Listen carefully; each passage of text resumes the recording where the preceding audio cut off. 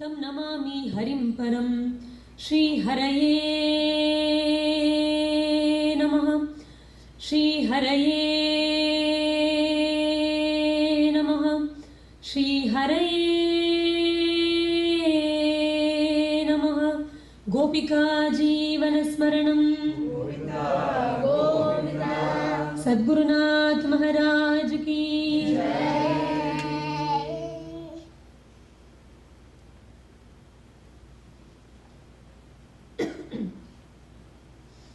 By the benign grace of Lord Sri Hari, our very beloved Sri Madhuri Sakhi Sameta Premikavarda Thakurji, and by the immense kripa of our Sadguru Maharaj, His Holiness Maharanyam Sri Sri Muralidhara Swamiji, to such a wonderful and a very blessed evening for all of us. For Bhagavan has brought us all together here for an evening of Satsang. Goswami Tulsidas Maharaj in Ramcharitmanas says, Binu Satsang Vivek na hoi, Ram Kripa Binu Sulabh na soi, Satsang sab mudh mangal moola, Soi phala siddhi sab sadhana poola, Binu Satsang Vivek na hoi, Ram Kripa Binu Sulabh na soi. Says Binu Satsang Vivek na hoi, Ram Kripa Binu Sulabh na soi.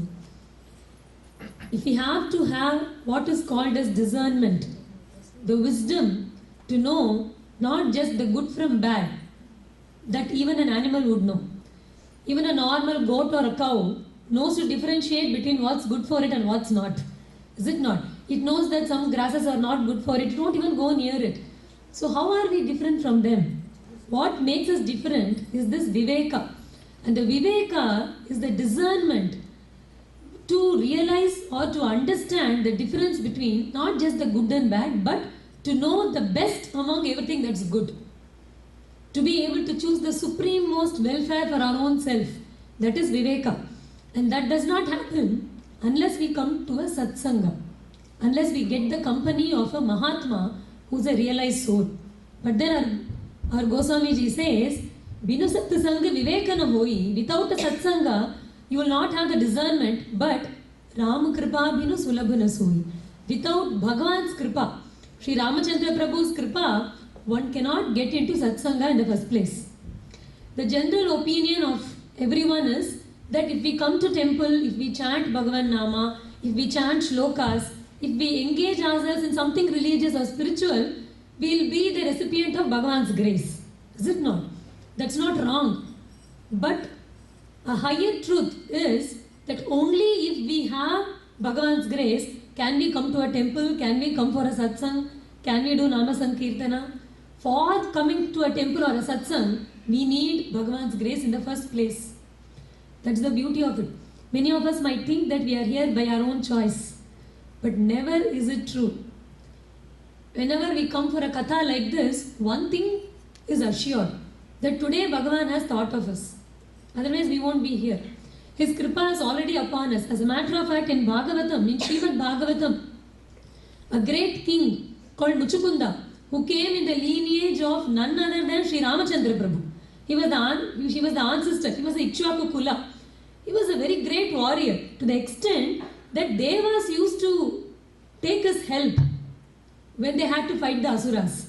And on one such occasion, when Muchukunda went to help the Devas win a war, Indra was very pleased with Muchukunda. And he said, please ask any boon that you want. And King Muchukunda asked a boon that we would all love to ask. He asked Indra, all I want to do is go and sleep. I just want to sleep. And I don't want anyone disturbing me. That's all. And Indra said, great, you go and sleep. If somebody dares to disturb you, the moment you open your eyes and see them, they'll turn into ashes.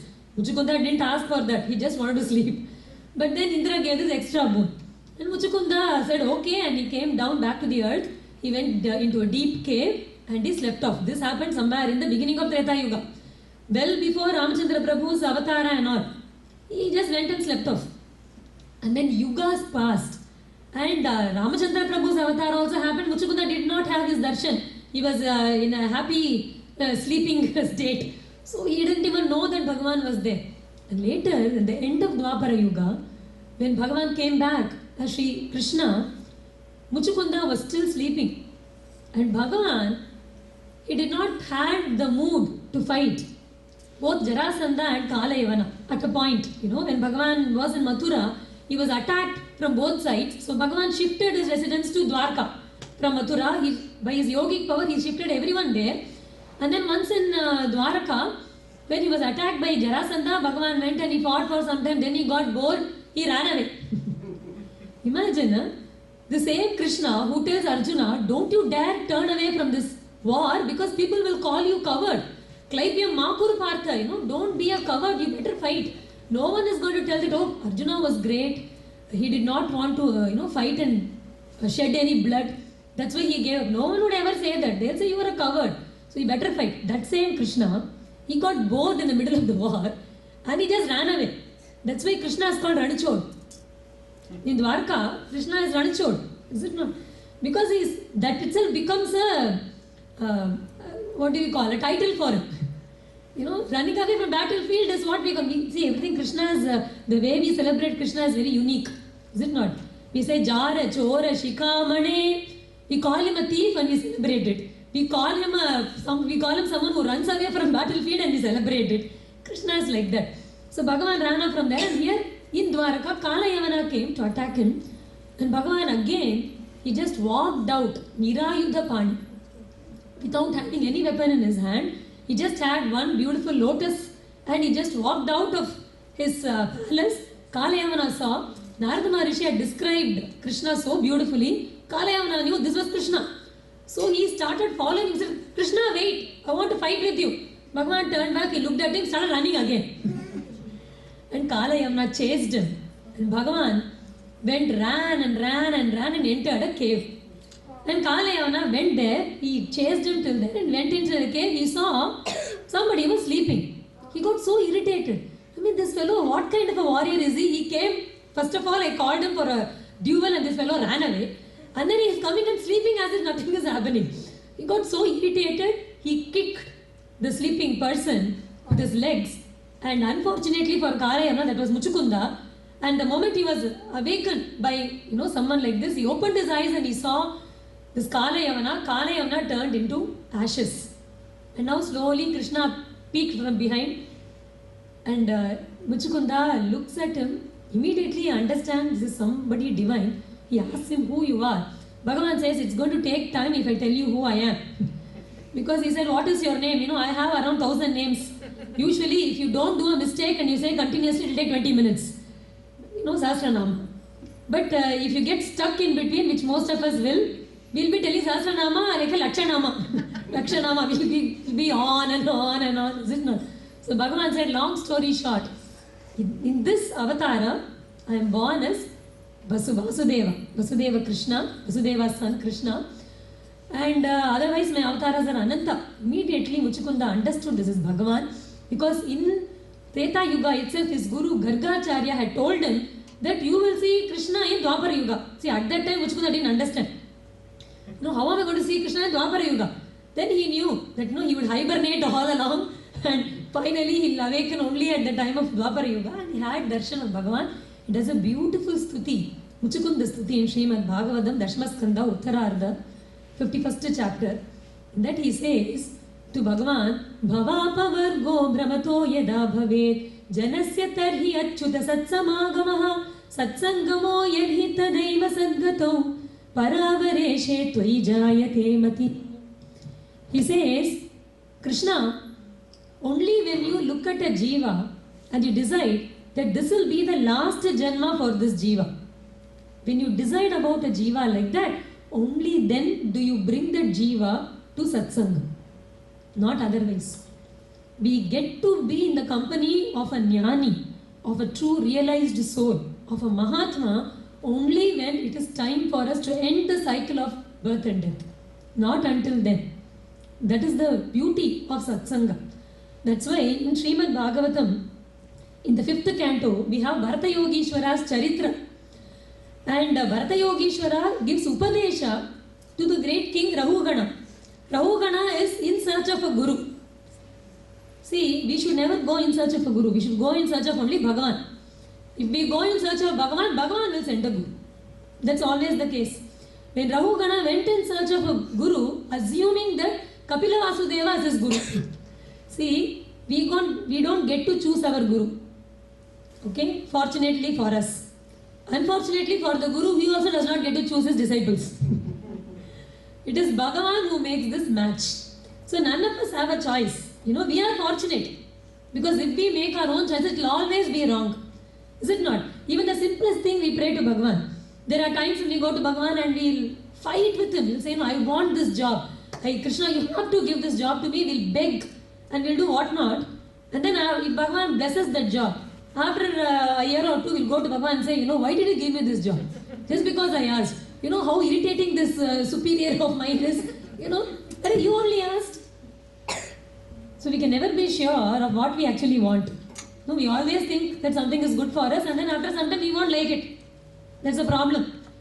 That's the same thing with a guru also. We don't even know who a mahatma is. How can we go and identify a mahatma? Is it not? So here Rahugana went in search of a guru, but Bharata Yogeshwara, he happened to meet Bharata Yogeshwara. He understood he was a mahatma. And finally, when Bharata Yogeshwara gave Upadesa to Rahugana, he talks of the highest philosophy, the ultimate truth of knowing and realizing that we are not this body. See, that is what we have to, that is what we are aiming to realize. Is it not? And then he says, there are many ways to get to this experience. But Rahugana, I'll tell you one simple thing. Rahugana etat tapasana yati na chejya nirvapana grahadva na chandasa naiva jalagni suryaihi vina mahatpada rajobhishekam. He says, whatever spiritual sadhana you do, if you don't finally fall at the feet of a realized soul, of a Mahatma, whatever you do will be waste. And even if you don't do any spiritual sadhana, if you can find a Mahatma and fall at his feet, that is enough. That alone is enough. But how do we know that we are in a Satsanga? Rahugana asks, how do I know I am in the presence of such a realized soul? He says, Yatrottama shloka gunanuvadaha prastuyate gramya katha vighatah. Wherever there is Bhagavat Katha, and that too, wherever they speak of Bhagavat Guna, and that too how? Gramya Katha Vigata, without a tinge of worldliness in it. If we come to a Satsanga, if something is called a Satsanga, it does not become a Satsanga because it is crowded, because many people come there, or it is very prosperous. Those things don't make it. Sometimes you go to a temple, even if they build a temple, the granite or the marble there doesn't make it a temple, is it not? There should be sanidhya, there should be divinity there. That's what makes it a temple. A satsanga also is like that. Just because many people go there, many people go to someone who's deemed to be a mahatma, will not make him a mahatma. How do we know we are in a satsang? When we are in the company of a mahatma, we will be listening to nothing but Bhagavad Guna. Nothing else will be spoken there. If you go to, see, not every speaker who speaks really well on stage has to be a jnani. Anyone who is well read can speak really well. If they are a good orator, they can as well speak well. Anybody can do that. And when some people start doing that on their own without being in the direct guidance of a Mahatma, they may make a joke out of it. Is it not? Because they may be very intelligent, they may know all the shlokas by heart, but they'll make it very entertaining. They'll make everyone laugh, that is necessarily not satsanga. Why? Because when we come to a katha, our mind should be elevated to a higher plane. It should be thinking of only Bhagavan. If we bring it any notch down, then we are not helping. Is it not? So he says, Yatrottama shloka gunana, wherever there is Bhagavad Guna, how? Gramya katha vigataha. Without even a tinge of worldliness in it, that is a satsanga. When we are in such a company, we would know the difference. There is a upa-agama scripture. Agama scriptures are the ones that we use for building temples and all. Upa-agama scripture called Devi Kalotram. And it's obviously in Sanskrit, and Sri Ramana Maharishi of Tiruvannamalai, he has translated that into Tamil also. Because it speaks of attaining Bhagavan, and the path that it speaks of is what is called as the direct path. It's what you call as radical Advaita. Like anybody who has even a tinge of bhakti cannot read that book. It will be very difficult because it totally negates the form of Bhagavan. It totally negates every religious practice that we have in our tradition. It says, everything can be left out. Nothing is there. Only that Paramatma is there. It's a very high philosophy. It says that you are that Brahma, you are that Shiva, you are that Vishnu, you are everything. You don't have to do any puja, you don't have to do any yoga sadhana, you don't have to. That is what it says. Very difficult. It's around 84 or 85 shlokas, like that. Staunch and very strong Advaita, radical Vedanta, as you would call it. That's how it is. And this is a conversation between none other than our Lord Shiva and Parvati, our deities here in the temple. So Parvati Devi is asking Lord Shiva about how do I realize the truth, the supreme truth. And the rest of the scripture is Lord Shiva giving this Upadesa to Devi Parvati. But after talking about all this radical Vedanta, finally the last 4 shlokas, there's a beauty. Lord Shiva says, see, this is the highest, where you realize that you are not this body, and you realize the self, you're controlling your senses, controlling the mind, and completely, directing it to realizing the self. He says all this. If you can't do any of this, he gives a final loophole. He says, if you can't do any of this, there is a shortcut. What is it? Find somebody who has already done this and who's a realized. Find a Mahatma. And then you know what it says? It says, Idrisham jnaninam drishtva pujayanti cha ye naraha gandham pushpam palam dhupam snanam vastram cha bhojanam nivedayanti ekechit vamana kaya karmabhihi tataiva te vimuchyante mukti marga vikangshinaha. He says, if you find a Mahatma like that, forget doing dhyana, forget doing atma vichara, forget everything, fall at his feet, do puja to him. It says offer dhupam, deepam, the same scripture which few slokas ahead. Rather in 80 slokas, it says don't do puja, don't go to temple, don't worship any deity, don't do any yoga sadhana, don't look at the chakras. It says all that. Finally it says, if you find a Mahatma who's a realized soul, catch hold of him, fall at his feet, and gandham, pushpam, dhupam, offer everything to him. That jnana will be yours. That's the beauty. If you are fortunate to be in a satsanga like that, in the presence of a Mahatma, because everything that they do, everything in their presence is transformed. See, when a Mahatma gives us a prasada, right? When you go to a Mahatma, sometimes they give you a fruit as a prasada. Anything that they give us, whatever it is, it's not just a prasada. You know what a prasadam is? It is not just a fruit. Some people go to the temple and they'll buy some fruits and they'll offer to Bhagavan. They'll buy some mangoes, they'll give to, offer to Bhagavan. They'll do the nevedya and all, and when the priest does all the puja and he comes back, he gives prasadam to everyone. If he gives banana to this person, some people will say, I actually gave mango. Why give it to Bhagavan? You buy and eat. Is it not? Because they don't understand what that prasadam is. Prasadam is a divine communication. When a Mahatma gives us a fruit, he's not just giving a fruit because they're hungry. It's a communication. We have to understand it. And when they touch and give something like that, it gets transformed. No, we may not realize it, but that's a fact. There is a great Mahatma called Yogi Ramsuratkumar who lived in Tiruvannamalai. He was born in Varnashi, near Varnashi in Nardara. So he was actually a North Indian.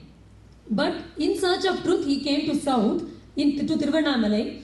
And he had been roaming around in South, and he visited Sri Aurobindo's ashrama.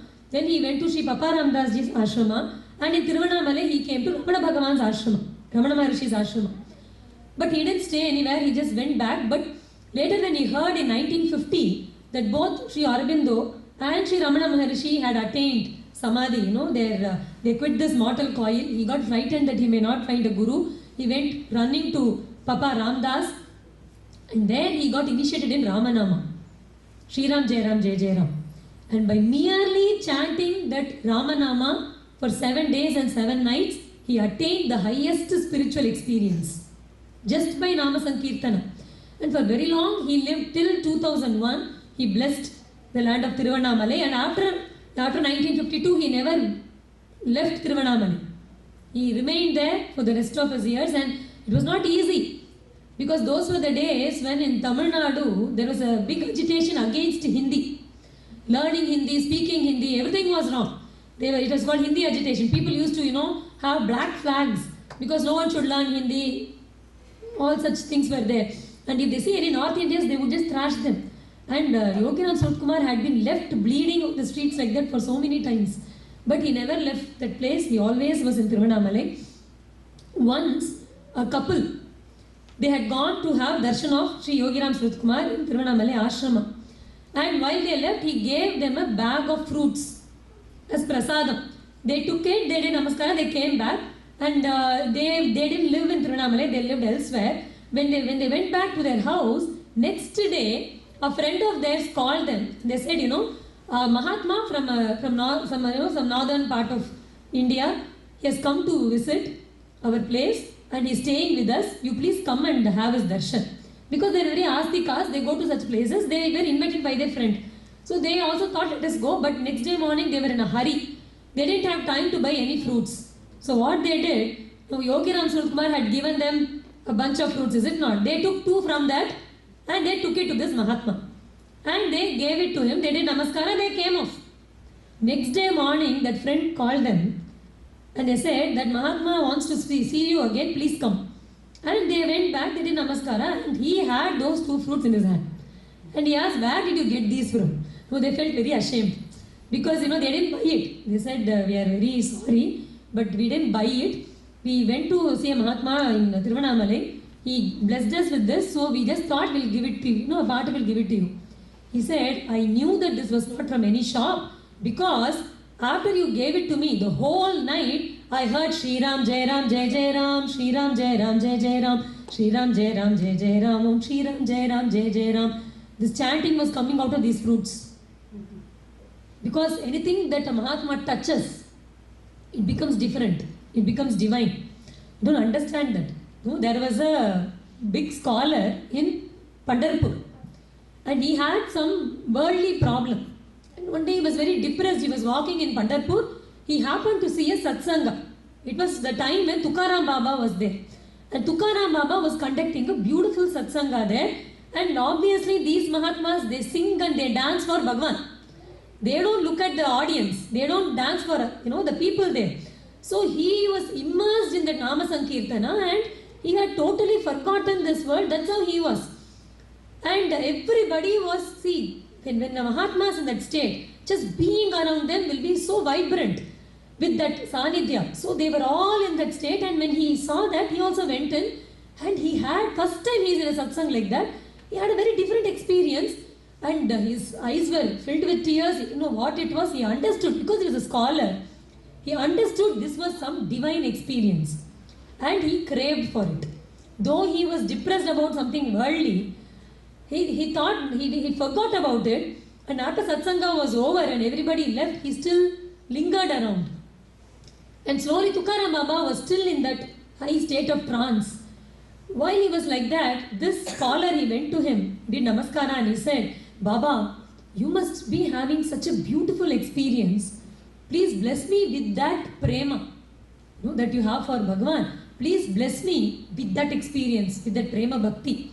And Tukaram Baba was still not in this worldly plane. His mind was still soaring up high there in the divine plane. And while he was, when this scholar prayed like that, he looked down, he just took whatever he got in his hand. It was a fruit, he gave it. It was a banana. And it was almost rotten. And it had shrunk so badly, he gave it to his Pandit. And he just did that. This Pandit saw what he had given, and he was very disappointed. Thought, I am asking him for the highest prema bhakti, and he is giving me a rotten, not even a nice banana. It's a rotten banana. What does he even mean? So he didn't understand it was a blessing in any way. He got so disappointed, he walked out, he threw it on the street. He didn't take it with him. He just threw it down on the street, and there was a scavenger who was cleaning the street at that time. He saw this guy, this Pandit throwing the fruit, he picked it up. It didn't seem that bad at all. So why is he throwing it out? And he opened it and he ate it. The moment he ate it, he had this divine experience that Tukaram Baba was in, and he started singing that very second, Guru Dhyai, Guru Dhyai, Guru Dhyai, Guru Dhyai, Guru Parate Sadhana Nahi, Guru Parate Sadhana Nahi, Guru Parate Sadhana Nahi, Guru Parate Sadhana Nahi, Kele Sadguru Pujana, Kele Sadguru Pujana, Kele Sadguru Pujana, Kele Sadguru Pujana, Bechi Maje Anushtana, Bechi Maje Anushtana, Bechi Maje Anushtana, Bechi Maje Anushtana, Bechi Maje Anushtana, Bechi Maje Anushtana, Guru Seva Cha Sankalpa, Guru Seva Cha Sankalpa, Sadguru Seva Cha Sankalpa, Sadguru Seva Cha Sankalpa, Bechi Maje Poornatapa, Bechi Maje Poornatapa, Bechi Maje Poornatapa, Bechi Maje Poornatapa, Shantishwara Sange Varma, Shantishwara Sange Varma, Shantishwara Sange Varma, Shantishwara Sange Varma, Guru Dochi Parabrahma, Guru Dochi Parabrahma, Guru Dochi Parabrahma, Guru Dochi Parabrahma, Guru Maharaj, Guru Jai Jai Parabrahma Sadguru, Guru Maharaj, Guru Jai Jai Parabrahma Sadguru, Guru Maharaj, Guru Jai Jai Parabrahma Sadguru, Guru Maharaj, Guru Jai Jai Parabrahma Sadguru, Guru Maharaj, Guru Jai Jai Parabrahma Sadguru, Guru Maharaj, Guru Jai Jai Parabrahma Sadguru, Guru Maharaj, Guru Jai Jai Parabrahma Sadguru, Guru Maharaj, Guru Jai Jai Parabrahma Sadguru, Guru Maharaj, Guru Jai Jai Parabrahma Sadguru, Guru Maharaj, Guru Jai Jai Parabrahma Sadguru, Guru Dhyai, Guru Dhyai, Guru Dhyai, Guru Dhyai, Guru Parate Sadhana Nahi, Guru Parate Sadhana Nahi, Guru Parate Sadhana Nahi, Guru Parate Sadhana Nahi. This was a great, he became a great Mahatma called Shantishwara. And this most beautiful abhang was written by the Shantishwara, who was a scavenger cleaning the streets, who happened to just eat one fruit that was touched by Tukaram Baba. That is what a satsanga can do. That is what the company of a Mahatma can do. That's why Bhagavan himself says in Srimad Bhagavatam, Naham ijya prajatibhyam tapasa upashamena va tushyayam sarvabhutatma guru susrushaya yatha. Bhagavan says, I am not pleased with any other sadhana as much as I am pleased with Guru kainkarya. If someone is blessed to be in the company of a Mahatma, even to have darshan of a Mahatma once in their lifetime would change their life. But if we are fortunate enough to be completely under their fold and to be blessed with a kainkarya, nothing to match that grace. Is it not? Bhagavan says, that is the simplest of sadhanas. Guru kainkarya. And nothing else pleases me as Guru kainkarya. And this, Bhagavan himself showed how much Guru kainkarya pleases him in the charitra of a great Mahatma called Sant Eknath. There are so many Pandharpur Bhaktas. We know our Guru Maharaj would always say that see, a kshetra, the greatness of a kshetra is always known only through the Bhaktas. If we generally ask the Sthala Purana of a place, not many would know the story. Is it not?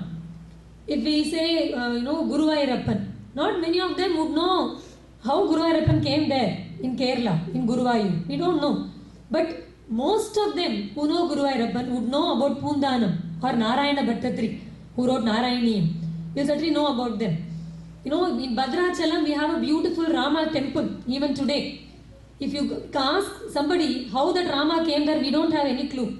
But if you ask about Bhadrachala Ramadasa, everybody would know. Is it not? That is the beauty in our kshetras, where the greatness of the kshetra is known through the mahatmas. And if you take Pandharpur, Bhagavan obviously came there for the sake of a devotee, Pundareeka. He was pleased with the service that Pundareeka rendered to his parents, and Bhagavan was feeling guilty that he was not able to do that for his own parents because he had to run away. The day he was born, Bhagavan had to leave Mathura and run to Gokula. And then he stayed in Gokula for 11 years and then he left those parents and he came back here. And even after coming back to Mathura and then back to Dwaraka, Bhagavan didn't spend much time, with his family. He was too busy taking care of the Pandavas family. So he always used to go to Hastinapura. He never got enough time with his parents, so he used to feel very guilty. So finally when Naradji showed him that there was a devotee who served his parents like that, Bhagavan was so pleased. He went there to visit him. And Bhagavan, when he went there, Pundareeka was serving his parents. At that time, our Bhagavan, when he came, Pundareeka looked at Bhagavan and he could not go because he's a guest. Now Bhagavan is the Atithi, but he has to go and serve him also. But his priority was with his parents. So he ran there, he threw 2 bricks as asana. And he told Panduranga and Rakumai, Krishna, Lord Krishna and Rukmani Devi to please take them, accept them as asanas. And Bhagavan accepted it. That's why Eknath Maharaj in one Kirtan so beautifully says, Vedanche sar, Nigamanche maher, Vedanche sar, Nigamanche maher, Toha paratar, Ubhe vite, Toha paratar, Ubhe vite, Vedanche sar, Nigamanche maher, Vedanche sar, Nigamanche maher, Toha paratar, Ubha vite, Toha paratar, Ubha vite, Shastrache nij ghar, Puranache nij sar, Shastrache nij ghar, Puranache nij sar, Toha Vishwambar Ubha vite, Toha Vishwambar Ubha vite, Kalache Kokal, Bhartacha Pratipal, Kalache Kokal, Bhartacha Pratipal, Toha Dina Dayal Ubha vite, Toha Dina Dayal Ubha vite, Ekha Janadani Shobhe Dinamani, Ekha Janadani Shobhe Dinamani, Bhakta Bhagyadhani Pandariye, Bhakta Bhagyadhani Pandariye, Bhakta Bhagyadhani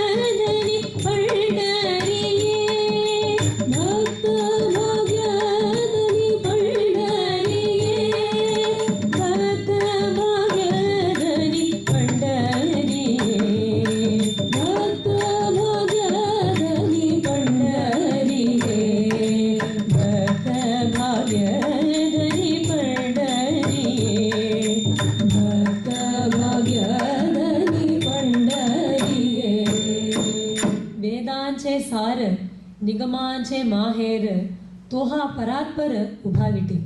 That Paramatma, who is Vedanche Sar, who is the essence of all the Vedas, Nigamanche Maher, who is the mother's, Maher is, Maika, your mother's house. He is the mother's house for Nigamas. That Toha Paratpara, that Paramatma, where is he? Ubhavite. He is standing on a brick. Kalancho to Kala. He who is the Kala for even Kala, how he is he? Bhaktancha Pratipala. But his love for his bhaktas is such that Toha Deenadayala Ubhaviti. That Deenadayala is standing on the brick for the sake of his devotee. That is the great, that is the compassion and love that Bhagavan had for his devotee. And then when Pundareeka came and he asked, he served Bhagavan, he said, what have I done to deserve this? Bhagavan said, I am so pleased with the way you are serving your parents. Pundareeka asked me for any boon that you want. And Pundareeka said, very simple, stay here always. And give me darshan always. Bhagavan said, I have a lot of work back in Dwaraka. But since I have given you this boon, I can't go back on my word. So Bhagavan became a murti. So this murti today that we see in Pandharpur, it was not sculpted by any sculptor. It was not, man-made. Bhagavan, that murti came out of Bhagavan. He himself made that form exactly in the form that he was standing on the brick with his hands on his hip. And Rukmani Devi also came out like that, Kumai. And till today, Yuge Attavi say, Bhagavan is standing there because he gave this promise, right, to our Pundareeka. But Bhagavan did not stand there always because it is Krishna. He is someone who will keep, he does not necessarily have to keep the promise. He is Satya Swarupa and all that. But in Krishna Avatara, sab kuch chalta hai. That's how he is. So what happened? Once there was a great bhakta in this Pandharpur. We don't even know his name. But he was, because everybody in Pandharpur is a great bhakta. Even today if we go to Pandharpur, it's a place which is filled with Bhagavan Nama. Completely. That's why we sing Nama Cha Bazar Pandari Nama Cha Bazar. Nama Cha Bazar Pandari Nama Cha Bazar. Namata Geti, Namata Leti, Namata Geti, Namata Leti, Koti Kula Mudhar, Koti Kula Mudhar, Koti Kula Mudhar Pandari, Koti Kula Mudhar Pandari, Nama Cha Bazar, Nama Cha Bazar, Nama Cha Bazar Pandari, Nama Cha Bazar, Nama Cha Bazar Pandari, Nama Cha Bazar, Pandari, Nama Cha Bazar, Pandari, Nama Cha Bazar. Nama Cha Bazar. Pandari is a marketplace for Nama Sankirtana. Because even today if you go to the marketplace in Pandaripura, you will find only Nama Sankirtana there. Everyone has a business. Everyone has a shop. All the shopkeepers will have a japamala in their hand. And they'll keep chanting Rama Krishna Hari, Rama Krishna Hari, Rama Krishna Hari, Rama Krishna Hari. If a customer comes, if a client comes and they're going to do some shopping, this shopkeeper will call his wife. He'll give the japamala to her. She will continue Rama Krishna Hari, Ram. Akhanda Nama Sankirtana happens every day. It's a bazaar because when you go to a marketplace, there's always a give and take. You give some money, you buy what you want, is it not? But in Pandharpur, the only give and take that happens is Na Macha Deti, Na Macha Geti. You go there and you see someone, they'll say Rama Krishna Hari. The other person will say Vasudeva Hari. That's all. That is a transaction. So what did you gain out of it? Generally, if you give money, you buy something, you get something useful for your house, is it not? What do you get here? He says, Namacha Deti, Namacha Geti, Koti Kula Mudhar. If you go there and someone says Ramakrishna Hari and you say Vasudeva Hari, not just you, all your ancestors, they've all attained Vaikunta. Purvaja, Vaikunta, Marga, Sopa. Yanasha Maharaj says, I can see them walking on the stairs of Vaikunta. If you do Nama Sankirtana. That is how Pandharpur is. And everybody there is a bhakta, even a little child. And Guru Maharaj has once shared his experience with us many years ago, around 25 years ago, when our Guru Maharaj went to Pandharpur, when not many knew him at that time, and he had gone alone. And he also tells the experience of how he went to Pandharpur in the first place. Bhagavan himself came in his dreams and he called him, to visit him. But at that time, our Guru Maharaj did not even have the money to buy a ticket.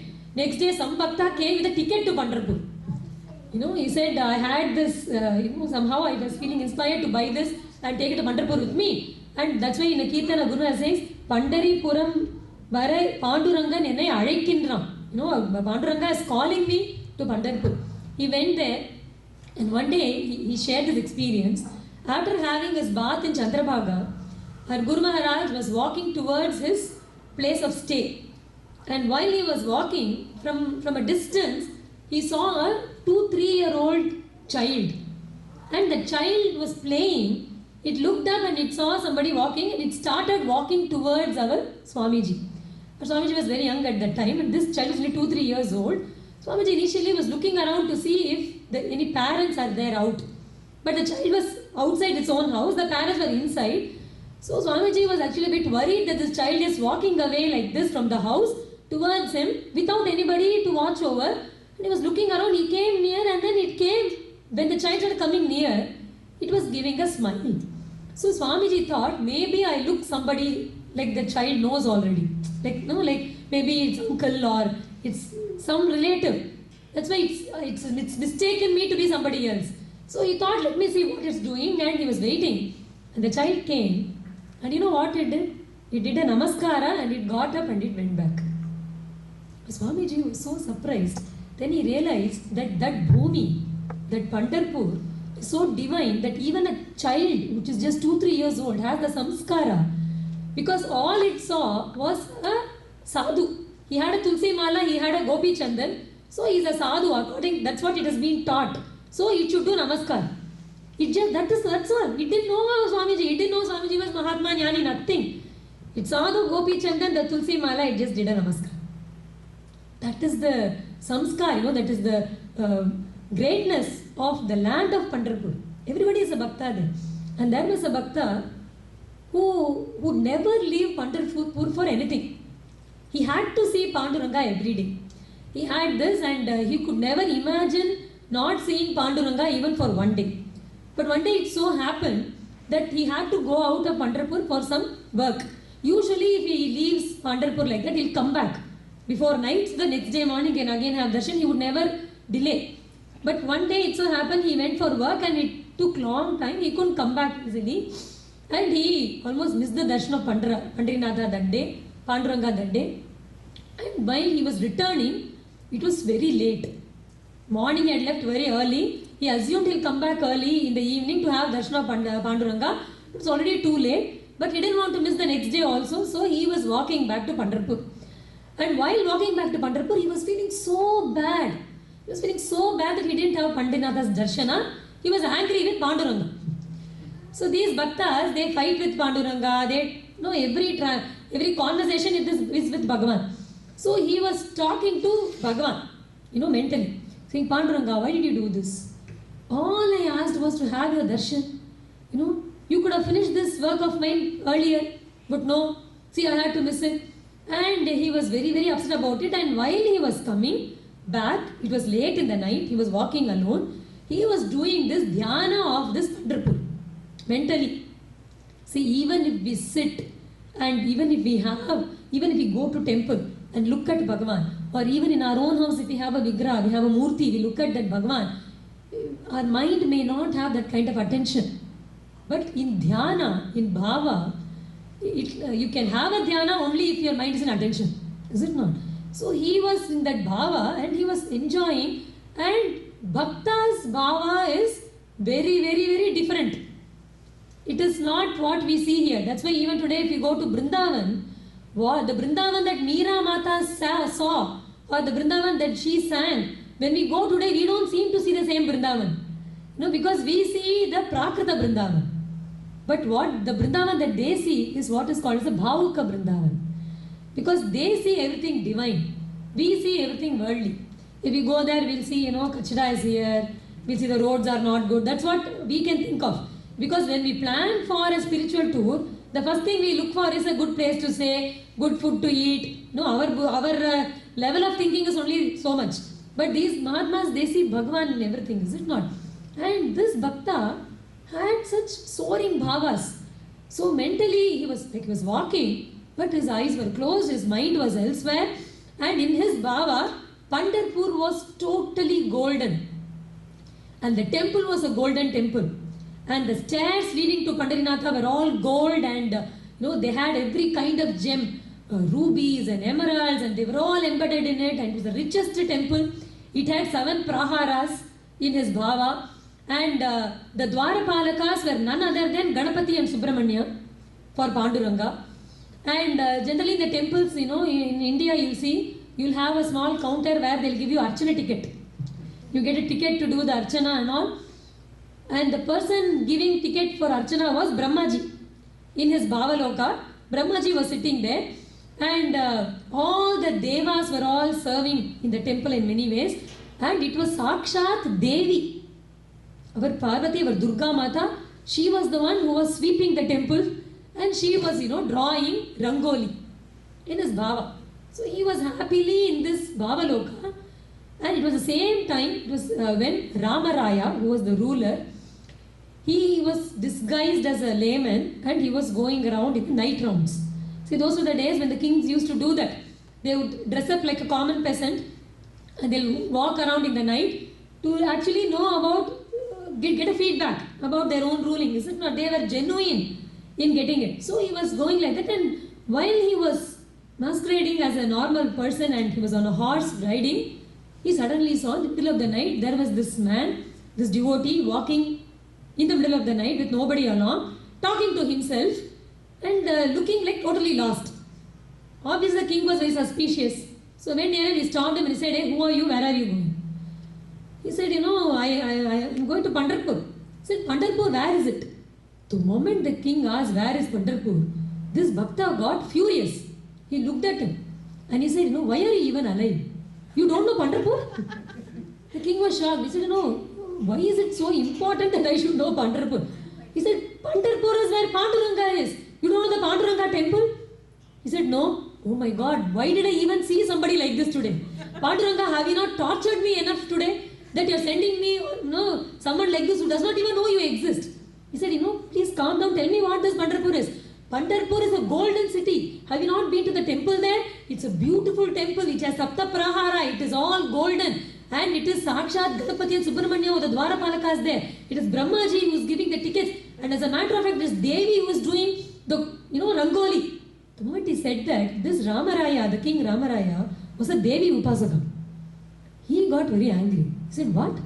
My Devi is drawing columns in your temple." He said, "You have to take me to this temple right now.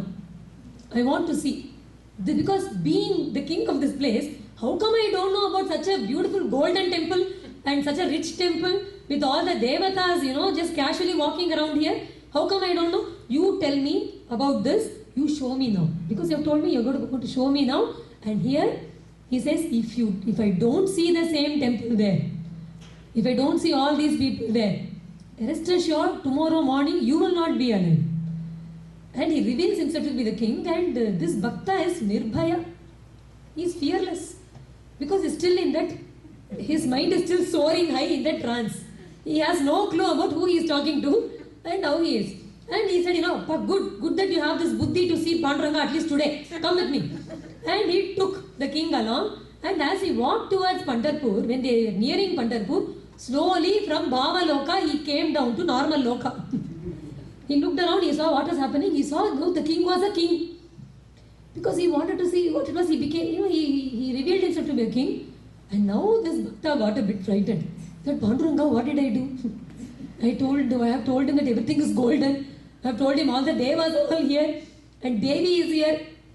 Then he thought, "Panduranga, anyway, it is your will, your sankalpa.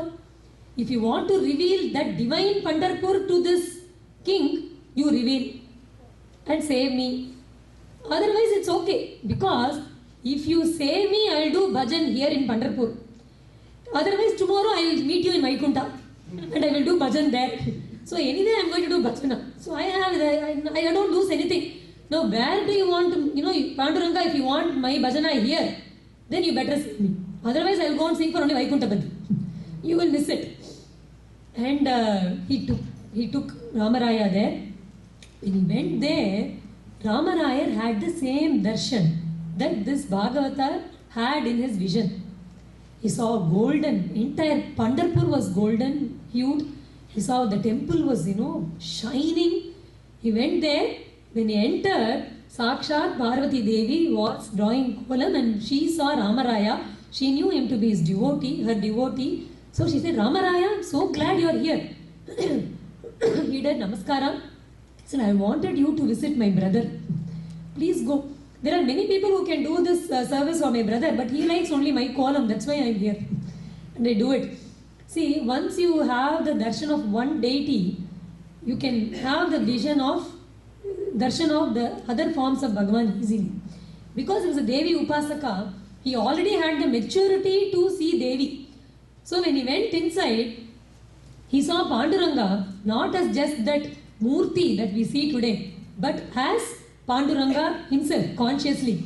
Sundarate dhyana ubhe videvari, Sundarate dhyana ubhe videvari, karakatavari devuniya, karakatavari devuniya, makara kundali talapati shavani, makara kundali talapati shavani, katika subhamani virajita, katika subhamani virajita, gala tulsi hara kaase pitamara, gala tulsi hara kaase pitamara, avade nirantara he chidhyana, avade nirantara he chidhyana, sundarate dhyana ubha videvari, sundarate dhyana ubha videvari, karakatavari devuniya, karakatavari devuniya. He saw Bhagavan's most beautiful form and instantly he fell in love with Panduranga. He looked at him, he said, Vitala, why don't you come with me? I'll build a big temple for you. I'll celebrate you like nobody does. I'll celebrate you like that. Come with me. In Tamil, there's a saying, Kulandayum Devamum Kondadum Edathil. When it comes to a child and Bhagavan, both of them stay in the place where they are celebrated. That's how they are. So when Ramaraya called our Panduranga, he said, okay, I will come. He totally forgot all the promise he gave to Pundareeka and all the bhaktas here. Because all the bhaktas here are poor bhaktas, they can do all this puja only in bhava. So he went behind, which means the Sanidhya went with Ramaraya. The Murti was there. But the Sanidhya of Panduranga left with Ramaraya in Hampi, in Karnataka. Our Ramaraya built a big Vittal temple, which is there even today. It's a big, and as a matter of fact, they have built many Vittal temples like that, which is there even in near Kalpakam. We have a Vittalapuram, where we have our Premika Vittalan, and that was also built only by Ramaraya. He built Vittal temples in many places like that.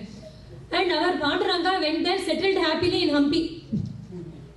But there were many bhaktas in Pandharpur who refused to go behind Bhagavan. They said, Krishna, you have promised that you will be in Pandharpur, you should come here. We will not come there. But some of the bhaktas, they could not, help themselves. They had to see Panduranga, so they all went behind him. They also settled in Hampi. But there were a group of sadhus who refused to leave, and they would sit here in the temple and keep crying for Panduranga to return. One such Mahatma was Bhanudasa. And Shri Bhanudasa, he decided, he said, all of us are crying here. Let me go and talk some sense into Panduranga and see if he can come back. If I see I can make him come back. And he leaves to Hampi.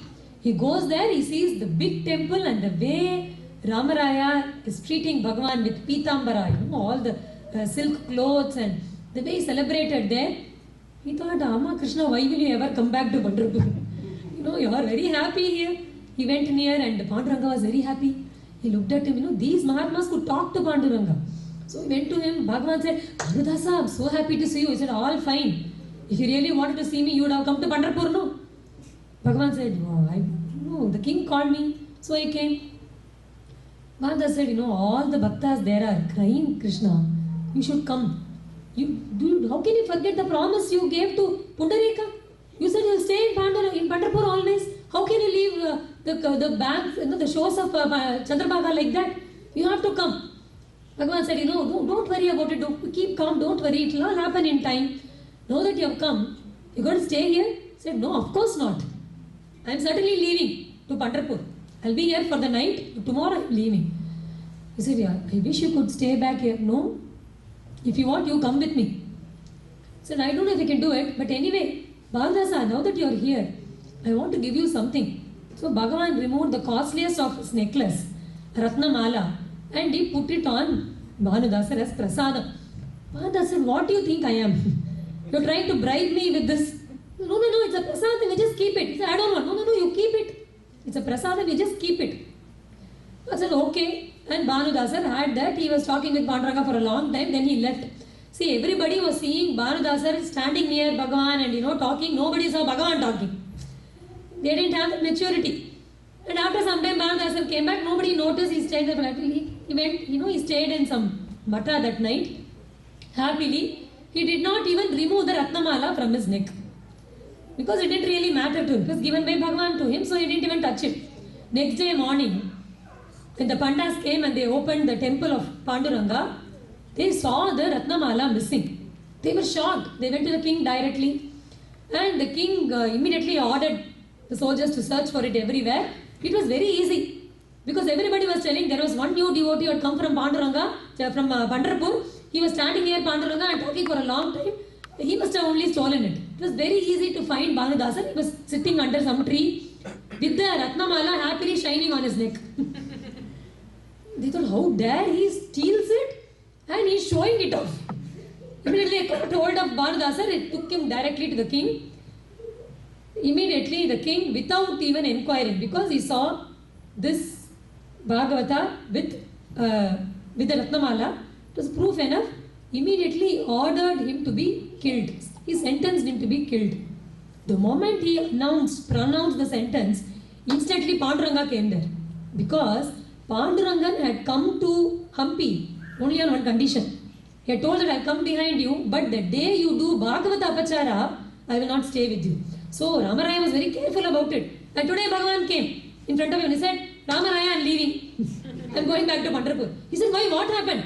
I told you, if you do Bhagavata Apachara, I won't stay here. You did Bhagavata Apachara now. He said, what did I do? He's a thief. Did you ask him how he got the Ratnamala? No, I did not. He just had it, so I thought he must have stolen it. How can you assume? You talked to me, I talked to you. All you had to do was come and ask me. Is it not? I would have told you directly. I was the one who gave him this as a prasada. He didn't steal it. Now that you have insulted a Mahatma, I will not stay here anymore. Ramaraya said, you have decided what you want to do. So it has nothing to do with what I did. It's all your sankalpa only, Krishna. You stayed here so long with us. That itself is a great blessing. And Bhagavan followed Bhanudasa, the Sanidhyam followed Bhanudasa, and when he came to Pandharpur, he reached the shores of Chandrabhaga at a point, even today it's called Padmalaya Chipal. It's a place where Bhagavan stepped in, and there Bhagavan didn't come alone. He came with his entire goshti of gopas and gopis and all the cows grazing as Muralidhara, or Panduranga entered this place, and when Bhanudasa came with Panduranga, every Bhagavata there had the darshan of Panduranga coming back to Pandharpur, and they had a joyful celebration where our Bhanudasa beautifully sings Dhanya Dhanya He Nagara, Dhanya Dhanya He Nagara, Dhanya Dhanya He Nagara, Dhanya Dhanya He Nagara, Bhu Vaikunta Pandharpura, Bhu Vaikunta Pandharpura, Bhu Vaikunta Pandharpura, Bhu Vaikunta Pandharpura, Dhanya Dhanya Chandrabhaga, Dhanya Dhanya Chandrabhaga, Dhanya Dhanya Dhanya Chandrabhaga, Dhanya Dhanya Chandrabhaga.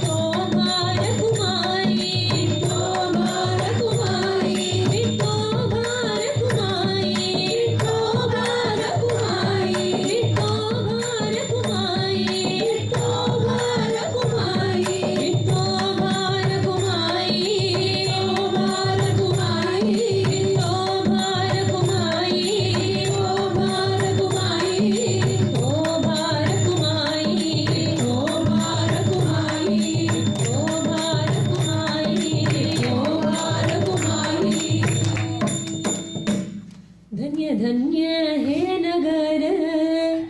Bhanudasa was the one who sang this beautiful abhanga, most famous abhanga in Nama Sankirtana, when we all do.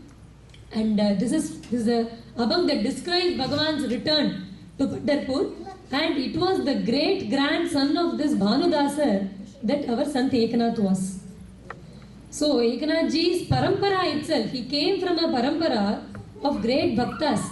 It was his own great grandfather who brought back Pundareeka back to Pandharpur. That was his greatness.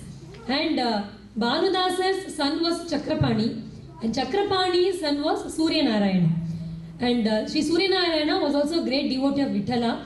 He married a very pious and devout lady called Rukmini Devi.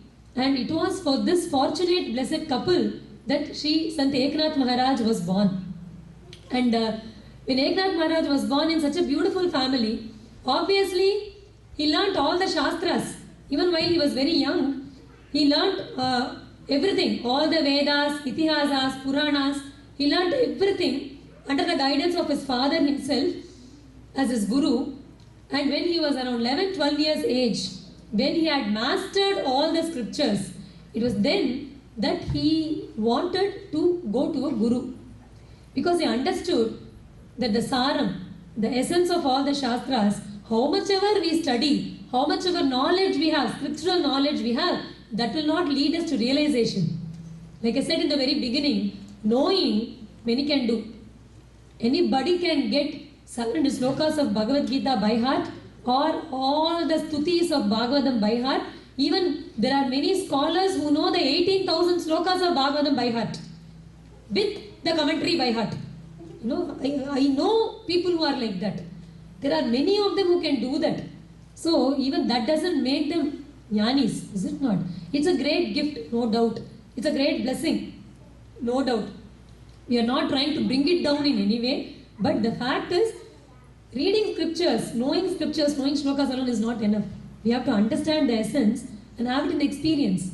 And Eknath Maharaj knew that unless we go to a jnani and fall at his feet, we will not have that spiritual experience.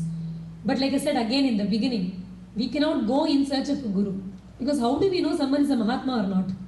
Who are we to judge if somebody is a jnani or not? Only a jnani can understand a jnani, is it not? A common man cannot understand even if somebody is genuine or not, like a normal person. If we can't even differentiate between an honest person and a dishonest person. You know, we can easily get cheated, assuming someone who's dishonest to be honest and treating honest people badly. No, our judgment is very poor. How can we know if someone is a jnani? There is no defined way to understand a jnani. Is it not? Even in Bhagavad Gita, Arjuna is asking a question. Sthita pragyasya ka bhasha. Tell me how, the state in which they are, not just that. Tell me how they will sit, how they will walk, how they will talk. Tell me everything. How will a jnani behave?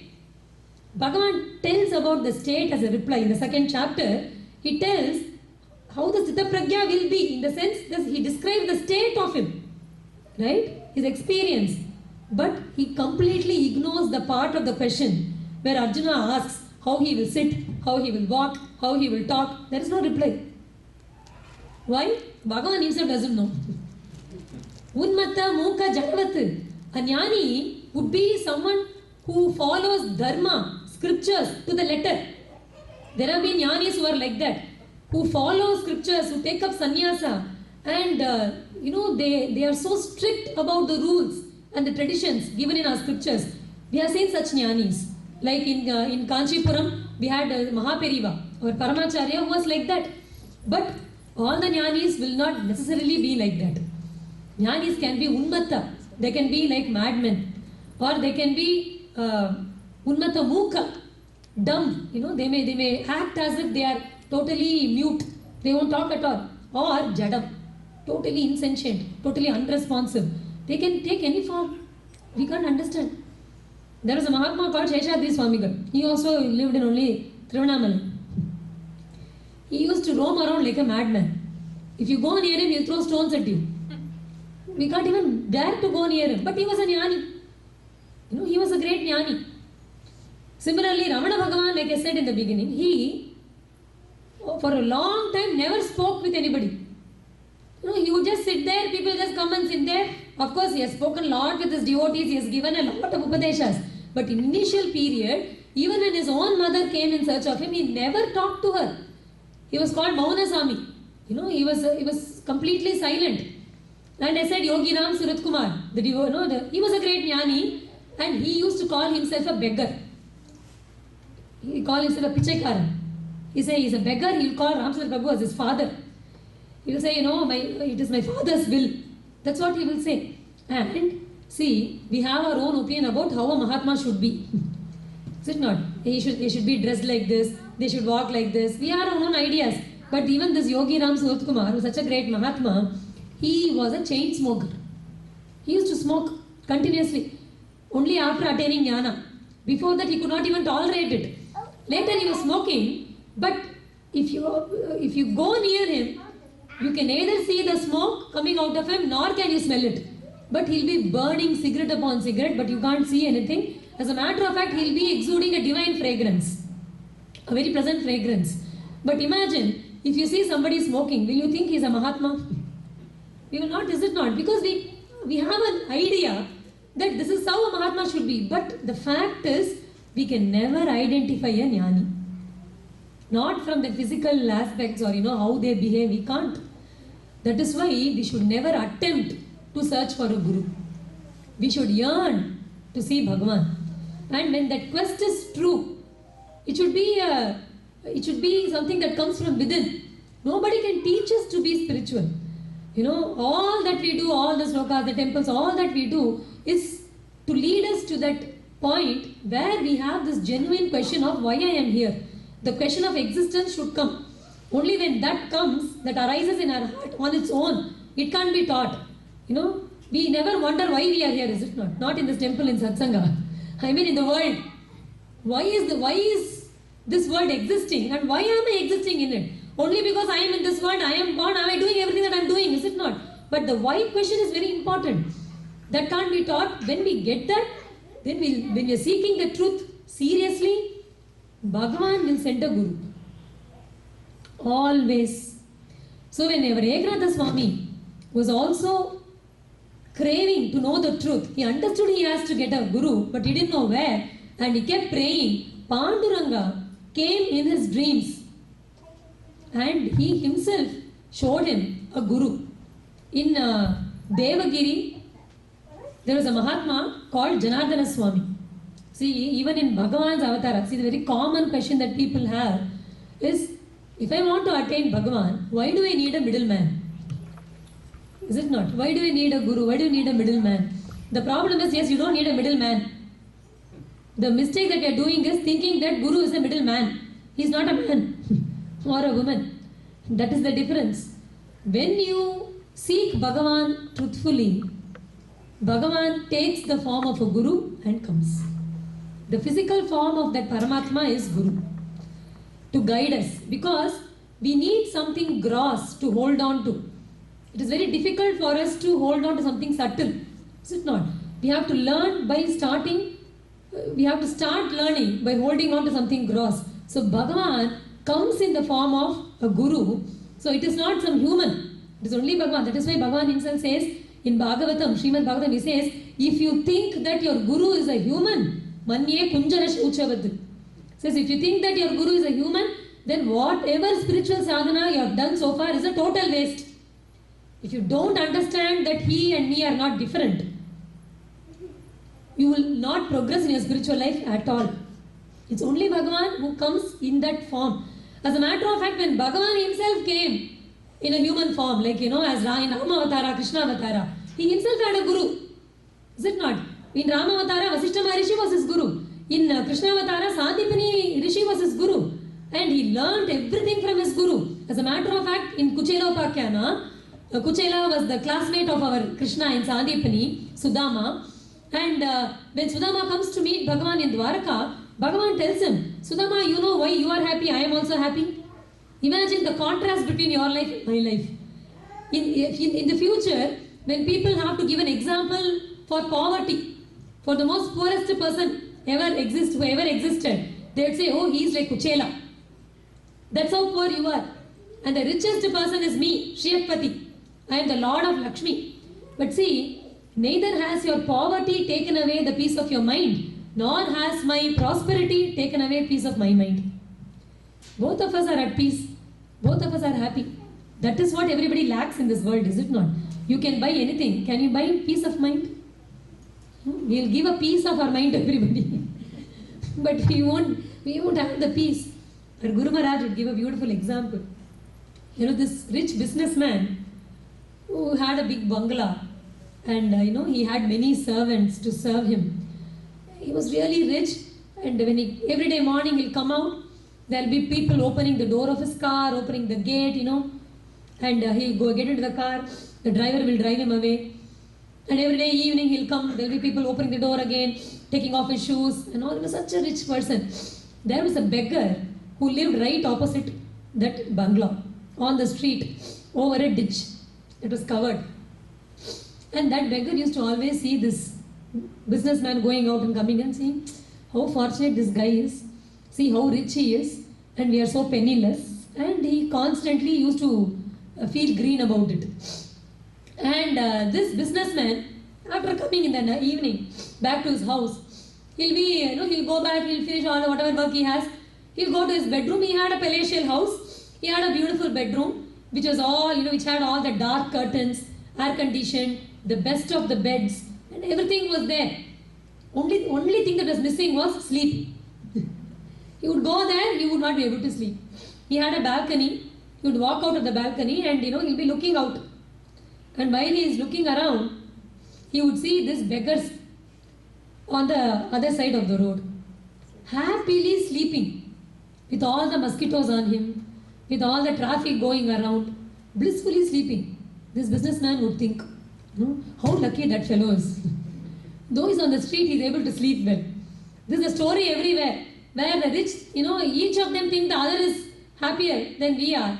And Bhagavan says, but see Kuchela, you are also happy, I am also happy. You know why? Guroho anugrahenaiva puman purna prashantaye. Because both of us were blessed by our Guru Sandipni, that both of you will be having a peaceful life. That blessing is what is keeping us peaceful and happy. Bhagavan himself says, that is why even in the charitra of Namadwaar ji, Namadwaar ji was also a bhakta in Pandharpur. Eknath ji came much later. Namadwaar ji was much before. And Namadwaar ji, he saw Bhagavan when he was 5 years old.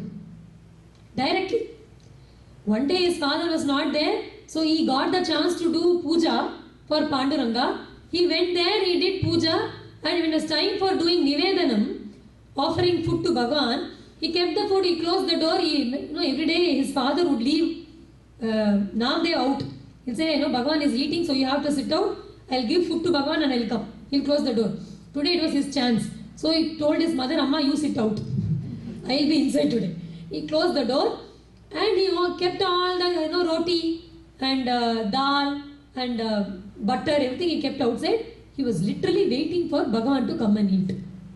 We never do that, is it not? We go to Bhagavan, we offer it with full hope that Bhagavan will not eat. That is our bhakti.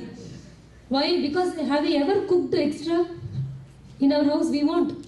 Do we ever count the puja room deities when we cook food? We don't know. We keep it in front of them with full hope that we'll get it all full back. But this little child, 5-year-old Namdev, he thought Bhagavan will eat. He was waiting for him to eat. When he did not eat, he cried and he begged him, Keshava Madhava Govinda Gopala, Keshava Madhava Govinda Gopala, Jevitu Kripala Panduranga, Jevitu Kripala Panduranga, Achyuta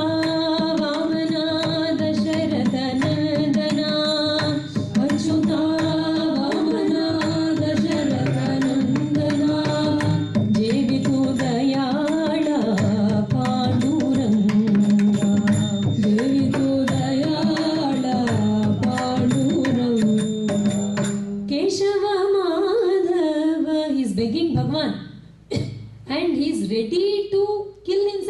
of Bhagavan. When Bhagavan jumped out of that Archa Murti, gave him darshan and ate and fed him also. That's the beauty. And he said, Namdev, whenever you call me, I'll come and I'll talk to you, I'll play with you. So Namdev ji used to have darshan of Krishna like we see each other. That's how he was. One day there was a satsang conducted by another mahatma in Pandharpur, another bhakta in Pandharpur called Gorakumbar. He called everybody for a satsang, and this was a time when Jnaneshwarji, Sopanadeva, Muktabai, Nivritideva, they were all there. And everybody had come. And Jnaneshwar Maharaj, Muktabai, Sopanadeva, Nivritideva, they were all divine. Is it not? Jnaneshwar Maharaj is the avatar of Vishnu himself. And Nivritideva is Shiva himself. Shiva tu Nivriti Vishnu Jnana Deva Pai Sopanato Brahma Moolamai Muktai. No, that's what Kanapatra sings. Muktabai was Sakshat Durga Devi. No, that Maya. That is how they were all. They were all there in the Satsanga that day. And Muktabai was only 3-4 years old girl, Kutti girl. And Gorakumar was a potter. He had a stick in his house. Potters use the stick to see if the pot is, pakwa or not. If it is baked properly or not. They will, after putting it in the fire and getting it out, they check it. If the sound is not clear, they would throw it back in the fire. That's what they would do. So he had a stick. This Kutti girl, she was roaming around during Satsanga. She caught hold of the stick. And she started testing the Bhagavatas. They were all sitting for bhajan. She took this stick in her hand and she went around. She said, I'll be, hitting the head and checking if you're all pakwa or not. And all the Bhagavatas knew her greatness. So when she came she's only 4 years old, Kutti. So when she came and she was, holding the stick and she was about to hit, everybody would say, Dhanyosmi, Dhanyosmi. And she will not even touch, she'll say, Pakvi. You're pakwa. When she came to Namdev and she raised the stick, he immediately covered. And he did this. She said, Apakwa. Namdevji felt so insulted. He felt like crying. He felt very bad. He left the satsanga. He went straight to Panduranga, crying. And Panduranga asked, what happened, Namu? Why are you crying? He said, I went to satsanga of Gorakumar. People don't cry in satsang. What happened? He said, no, they insulted me. So tell me the whole story. And he told what Mukta did. And she's calling me Apakvi. She's telling that I am not beg. Am I not a Pakva Bhakta? Bhagavan said, sorry Namu, but it's true. And he was shocked. He said, how can you say this? I am talking to you, you are talking to me. How can I be a Apakvi? If I'm Apakvi, how can I see you? Bhagavan said, you're able to see me because of your immense love, the bhakti that you have. But it's blind love. There's something called jnana. You always come to me to complain, only in temple, no? Because you think that's where I am. But Namu, the truth about me is much more that you can know. Then he said, then what are you waiting for, Krishna? Tell me everything. Teach me. Bhagavan said, that is the problem, Namu. I cannot do it. You have to go to a guru. Even I can't give you that jnana. Only a guru can give you the jnana. And he said, in that case, send me to a guru. And Bhagavan shows that Vishopa Kecharar as his guru. Namdevji goes there and he gets the blessings of his guru. And from then on, he sees Bhagavan in everything. He attains that jnana of seeing Bhagavan as everything. In everything, as everything. He has that jnana. So, Bhagavan himself sends Namdevji only to a guru. So, it's not that need for a guru is emphasized in our scriptures because that is the way to Bhagavan. A guru is like the hand of Bhagavan. If I have to pick this watch, I need to use my hand, is it not? Similarly, if you look at it, Bhagavan's hands are guru. If he wants to pick a jiva and put it in his lotus feet, he does it only through a guru. So, our Eknath Swami, he knew this truth. So, he was praying to Panduranga, and that's when Panduranga showed him our Janardana Swami in Devagiri as his guru. And without even telling his parents, Eknath Swami left his house overnight and he walked and he reached the place of the ashram of Janardana Swami. And Janardana Swami gladly accepted him as his disciple. Janardana Swami was a very great Mahatma. He had many disciples. And like Sandipani Guru, Janardana Swami himself knew all the sadhanas. So he used to guide.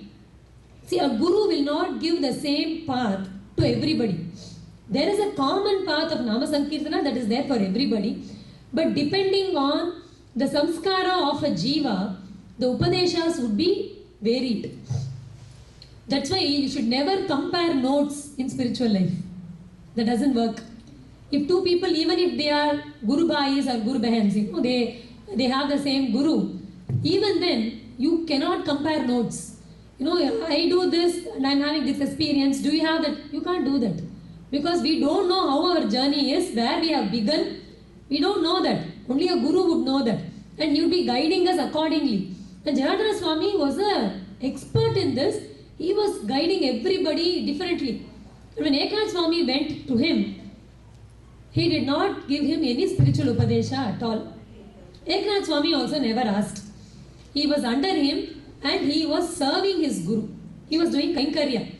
All he did was he took care of all the ashrama activities and he was managing everything there. He was handling the accounts of the matha and that's what he was doing, and he would serve his Guru physically.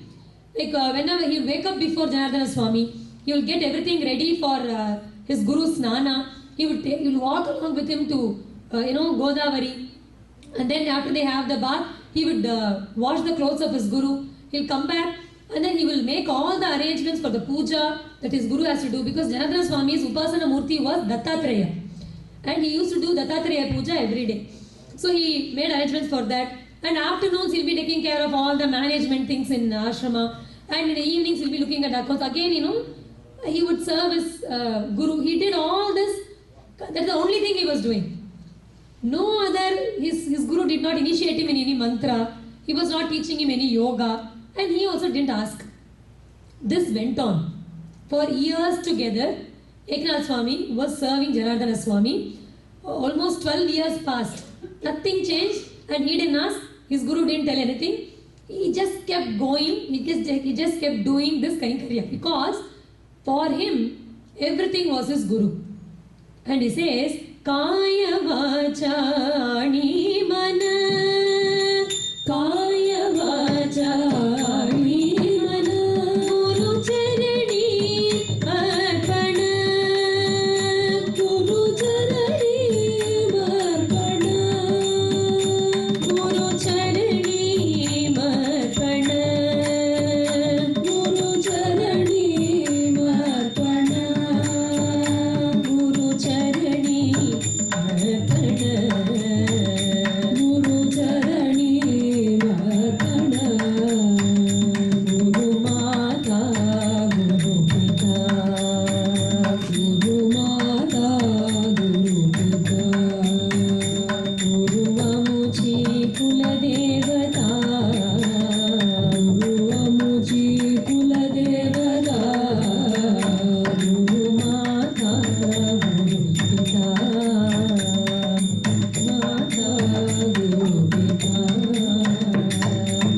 Kaya vacha ani mana, Guru charani marpana. For him, Guru was Mata, Guru was his Pita, and he offered his body, his mind, his vak, everything at the feet of Guru, and he was serving him continuously. When you go to a Guru, you should remember that you should not even have ideas about what kind of spiritual sadhana we should be practicing. If the Guru says don't do anything, that is the sadhana. If he says don't chant, don't do yoga, that is sadhana for us. We always assume that doing something will get us somewhere. Not necessary. Not doing something will also get us, if so, Bhagavan wills. Here, he knew that very clearly. Whatever his Guru is giving him, that is enough.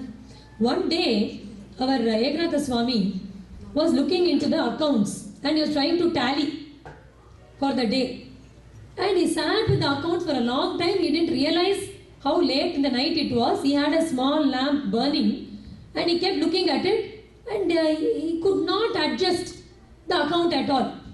There was just one penny that was not getting balanced, and that was extra in the credit.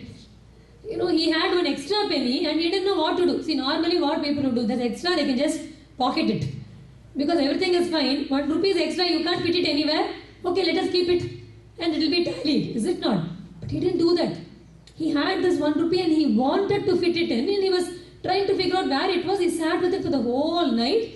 And Janardana Swami, around 10:30, 11 in the night, he looked out, he saw this light was still burning. He went, he saw that Eknathji was working on this tally. He didn't even realize his guru was behind him. He was so deeply immersed in that work. Janardana Swami went back to sleep. And Eknath Swami kept doing that, and suddenly he figured the problem. And he could tally it now. The moment he figured the solution for it, he shouted, Jai Guruji. He said, Jai Gurunath. The moment he said that, Janardana Swami woke up. He was so loud, he didn't realize the time, he didn't realize it was in the middle of the night. He shouted. Swami came and said, Eknath, what happened? He said, oh, Guru Maharaj, I'm so sorry, I didn't realize that it was so late. I'm sorry I disturbed your sleep. He said, no, forget it. What were you, why are you so excited? He said, no, there was a small imbalance in this. I could not tally it. I figured it out. He said, for 1 rupee, you were sitting till 2 o'clock in the morning and you did this? He said, 1 rupee is 1 rupee. This is Guru Kainkarya. How can I just leave it like that? Janardana Swami was so touched by this. He thought, what am I doing for this child? I haven't taught him anything. He has been serving from the day that he came here. He has been serving me continuously. I haven't given him anything. And he was so touched. That's what is needed. If you can touch the heart of your Guru like that, just for a second, the grace that will flow from him is something that we can't even imagine or comprehend.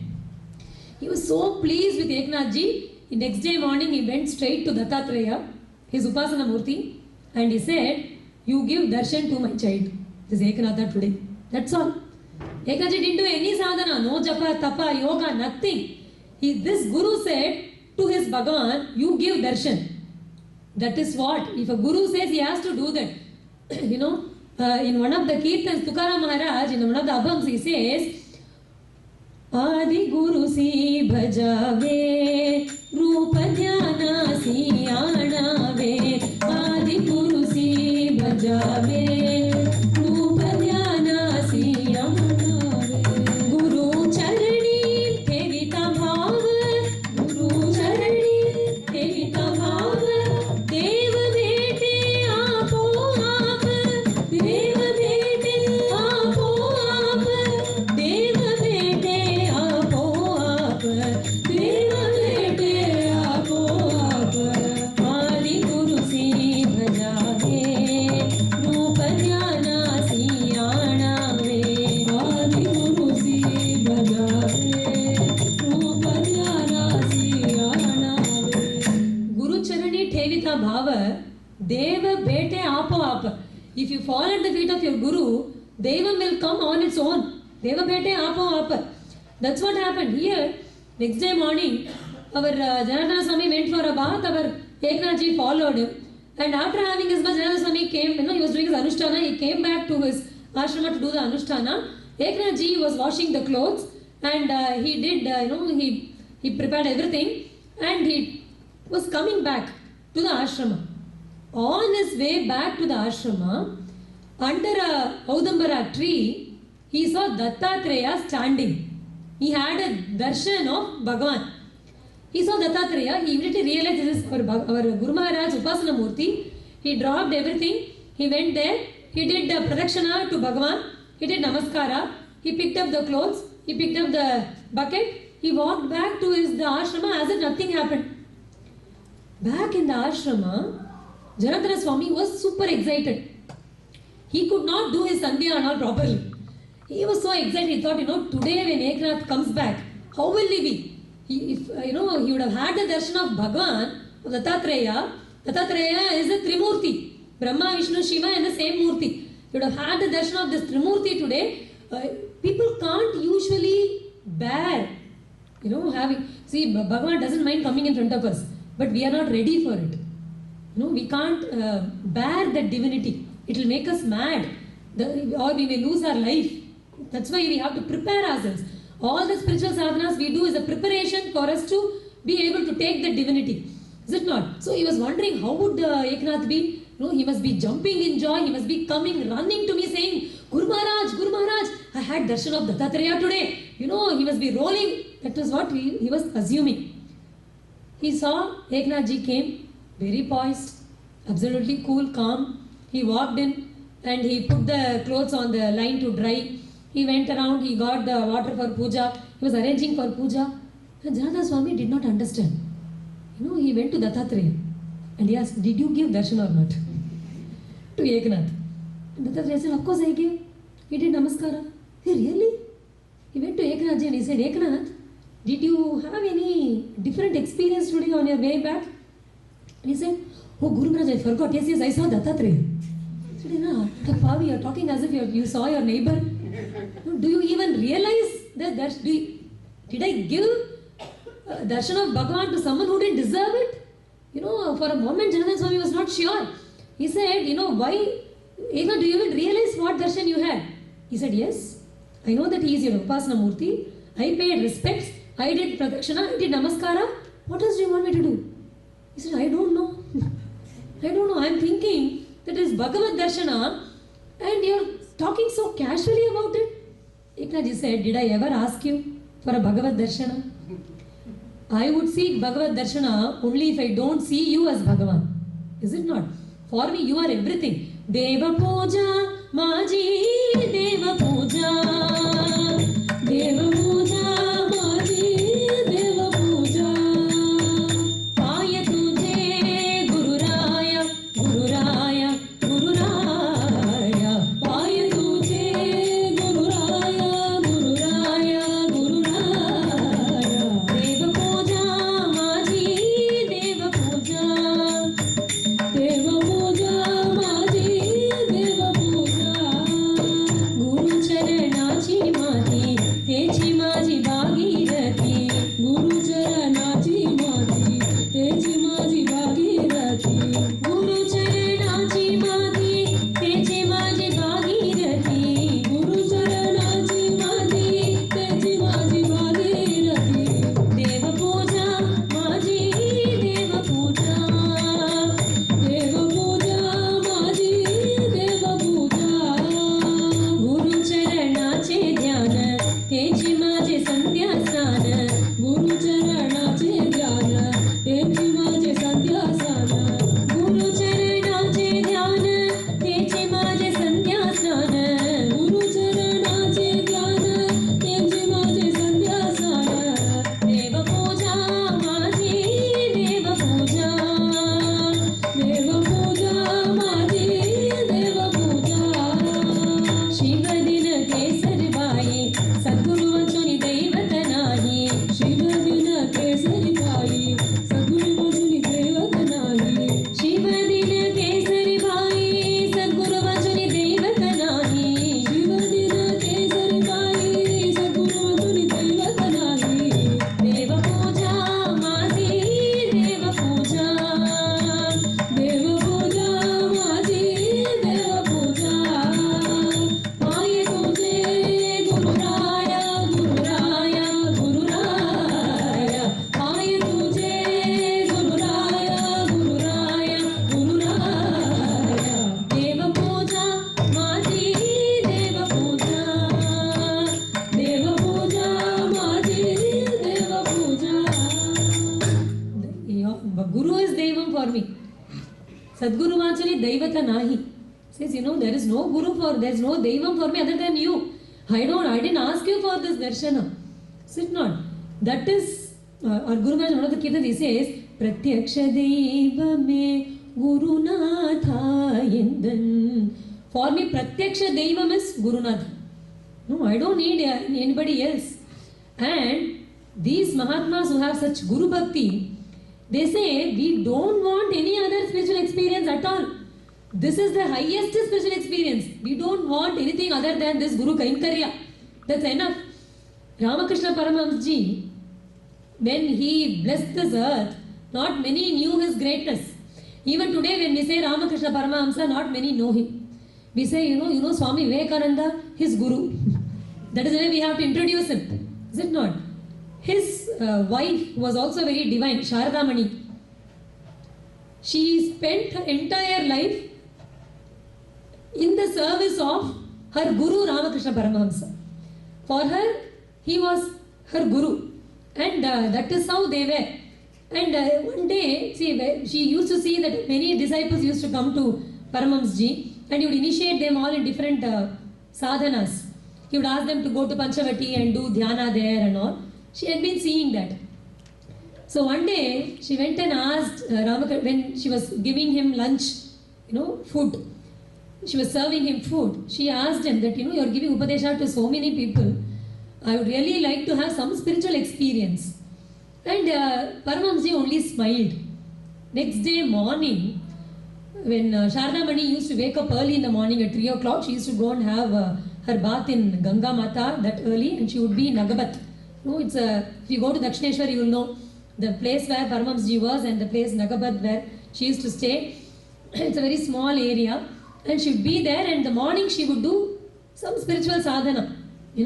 That day she sat to do her japa. She didn't open her eyes till 2 o'clock in the afternoon. And she missed to send food to Paramahamsji. And that day Paramahamsji, someone else took it, went to serve him. He didn't eat properly. She didn't even know that. She woke up only around 2 o'clock. Then she went straight to him and she felt very bad. He said, you didn't come. They said that you were in deep dhyana. She had that experience. She went to him, she fell at his feet and she said, if my dhyana and my spiritual experience is going to come in the way of serving you, I don't want that at all. Please bless me that I never have these experiences. I want to only serve you. That is how great these people are. There was another disciple of Sri Ramanuja called Vaduganambi. For him, Ramanujacharya was everything. One day in Sri Rangam, when Ranganatha Swami was coming in procession, Ramanacharya was running there and to have darshan. And Vaduganambi alone didn't come. Everybody else followed Ramanujacharya. And he kept calling Vaduganambi, come. And he said, no, you carry on, I will come. When he came back, he said, how can you not come? Bhagavan is coming to our doors. How did you miss it? He said, I don't care. I have to boil milk. He said, what? Bhagavan is coming in procession. You want to boil milk? See, you go and look at your Bhagavan. I am boiling this milk for my Bhagavan, which is his Acharya. He said, you are important to me. For you, Ranganath is important. You go and celebrate him. For me, you are only important. That was the Guru Bhakti they had. And Eknath Swami also said that, you are everything for me. I didn't seek any other darshan. That was the pakwa that he was in. And Eknath Swami was very pleased. He said, you have learned everything that has to be learned. I have nothing more to teach you. And now I advise you go back to your home, back in Paitan. That's where it was called Pratishthanapura at that time. Go back there, get married and be a grihastha. Pratishthanapure kaschit ekanatha iti shrutaha asit vedanta tattvagyo brahmano vaishnavottamaha grihastho dhanavan nityam sajjana aradhana priyaha prashanta hridayo yogi nama kirtana tatparaha sadacharena samyuktaha vitthale drida bhaktiman virakto vijitatma cha nityotsava karo harehe grihastho dhanavan nityam. In Pratishthanapura, he went back. His parents were very thrilled to see him after 12 years. Now he was 24 years old. And because his guru had asked him to, he got married. And he lived the life of a grihastha. And he had many disciples. He taught all the shastras to many. As a matter of fact, he was a very, he was a very rich person through generations. They were very prosperous. So he didn't have to go work and all. He was just, teaching everybody. He had a patashala like that. And not just that, he was a jnani. He was a scholar. Is it not? See, he had his own schedule. Every day morning, he would go to Godavari, have his snana. He'll come back. He will do puja for the Vittala. There was a Bhakta in Pandharpur who had a Vittala Murti with him. And one day Panduranga told him to take him to Pratishthanapura and give it to Eknath Swami. Till then he did not even know who Eknath Swami was. So he came to Paitan, he came to Pratishthanapura with that Panduranga in his hand, searching for Eknath Ji. And when everyone said, why are you searching for him? He said, Panduranga asked me to give this his own Murti, Divya Vigraha to Eknath Swami. And they were all wondering, is this even possible? Will Panduranga even say something like this? And when that Bhakta brought Panduranga like that, our Eknath Swami, he heard that Bhagavan is coming on his own accord to his house, so he went outside to welcome Bhagavan. So he had to offer something. So he offered some butter to Bhagavan. When he offered it, Panduranga, who was always only with his hands on his hip in every Murti, is it not? From that Divya Mangala Vigraha, Bhagavan took out his hand and asked for that butter like this, accepting the offering. Even today, if you go to Pratishthanapura and Eknathji's residence there, you can see the Panduranga with one hand, in this gesture, asking for that butter, even today. So our Eknath Swami used to do the puja for the Panduranga, and he has written so many. Today we have the entire Marathi literature. We owe a lot to our Eknath Swami. And today we do something called harikatha, is it not? Where we start with Dimikita, Dimikita, Bhaje Mridanga, Brahma Talkari, Gajanana, Tandavan Nritya Kari. That paddhati of doing harikatha was introduced only by Eknath Swami. He was the one who gave us this tradition of harikatha. He has written commentary for Bhagavatam. Eknathi Bhagavatam is very famous. He specifically wrote for Ekadasha Skanda, for the 11th canto, and he has written more than 2000 abhangs about Guru Mahima, Sant Mahima, Sadhu Mahima, and as a matter of fact, he has written about the life history of so many bhaktas. Like today, when we talk about Namdev Jnaneshwar Maharaj and all, we know their charitra from Eknathji's abhangs. That's how we know the charitra. No, that's how he has written everything. And every evening he would do bhajan, he would do pravachan. He spent his life in what we call as Bhagavata Dharma, practicing Bhagavata Dharma, celebrating Bhagavan, doing Nama Sankirtana, holding on to Bhagavata. But Pratishthanapura was extremely famous for scholars and pandits. And many pandits were very upset with Eknathji, mainly because he was writing everything in Marathi. Those were the days when regional languages were not deemed to be divine. We had pioneers in Alvars. Alvars started singing Bhagavan in local language. They were the first ones to do that. And here, our Eknath Swami, many of them had done before Eknath Swami, our Namdev, Tukaram ji, everybody. But from the time of Namdev ji and everyone, this problem was there when they didn't like people writing in Marathi. So they thought, why is he singing everything in Marathi? They didn't know what a jnani he was. One day, while writing the commentary for Uddhava Gita, Eknathji had that experience of Vande Nandavrajastriyanam Padarenam Abhikshnashaha, and he was rolling on the floor.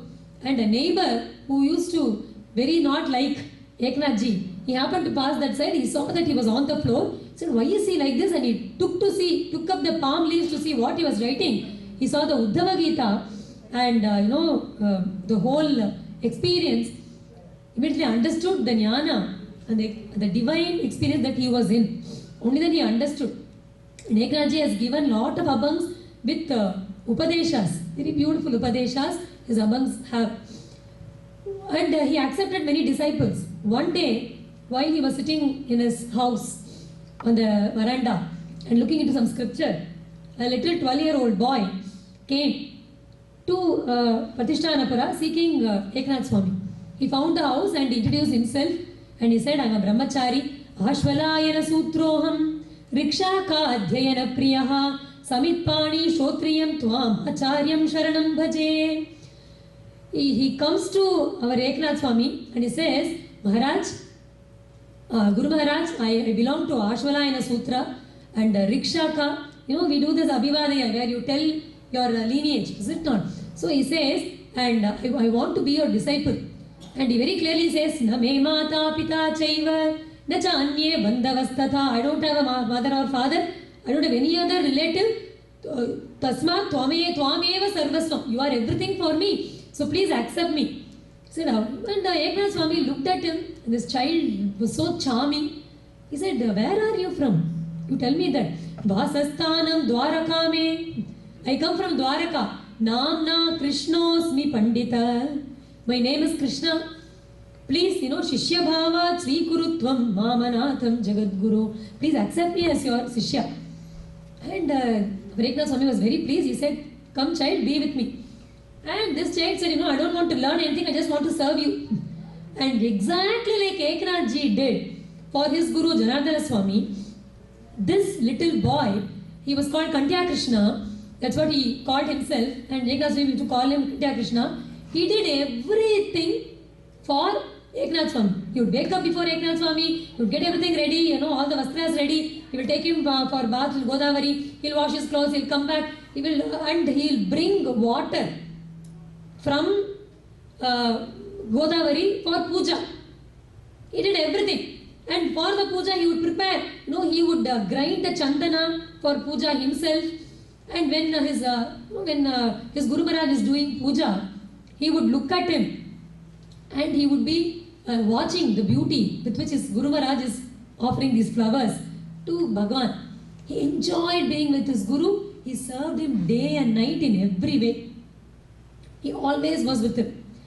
One day, it was a Shraddha Kala in Eknath ji's house. He had to do this yearly rites that we do. And that day when his wife was preparing food, some stranger who was walking through the street with someone else, he smelled the ghee that was being used for cooking. And he said to his friend, this smells so good, looks like there's some function in this house today. Eknath Swami overheard it. Usually it is called Agrana Dosha. If you have to offer something to Pitrus, ancestors, or to Bhagavan, you should not smell it before that. If you smell it, then it is not fit for offering anymore. Is it not? Since they had smelt it, it was unfit to be offered. So he thought people generally throw it away. Instead he thought, they seem to desire it.